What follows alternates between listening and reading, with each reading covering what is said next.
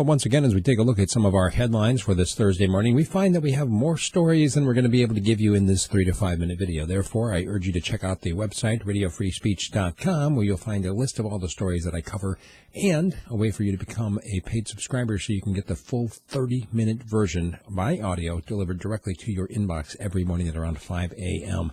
Let's take a look at some of the stories we've got. The latest from the budget. Alaska lawmakers are now targeting their own budget for cuts, but with some exceptions. Did you know that the Senate has 13 people who are earning more than $100,000 every year? Mitch Seavey, of course, won Iditarod 45 in record-setting time. He is also the oldest fellow to do it, at 57. His son Dallas came in at second, and Nicolas Petit just minutes behind at third. There was also another Iditarod dog death. This is now the fourth dog that has died in this year's Iditarod. I believe, they're counting the death of one of the dogs that was hit by a car after he had already been dropped off. Another one from getting overheated, and another one they're not sure exactly, and this last one also. Obviously, it's always sad when you hear about athletes who are competing who die during the competition.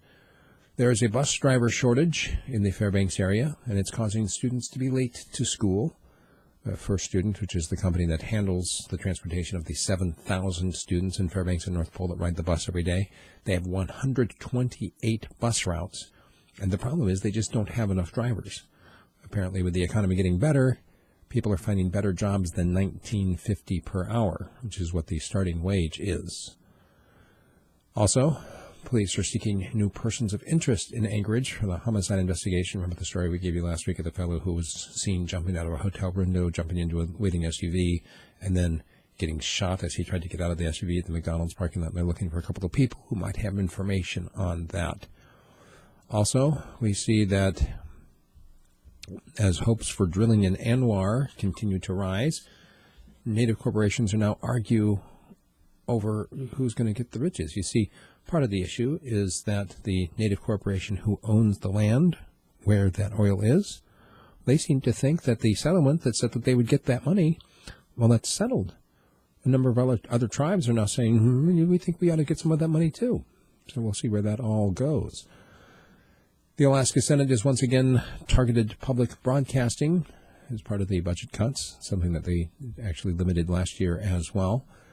And it looks like volunteers are needed for the Matsu Emergency Call Center. They're looking for more people to come in and field phone calls, especially during upcoming emergencies.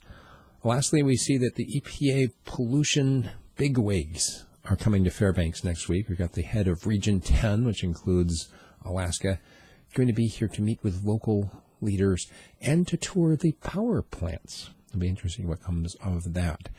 That's what we've got for our Alaska News. My commentary today focuses on one particular national story, which, if you've watched that part, you know what I'm talking about. It is the drone being shot down by a Patriot missile.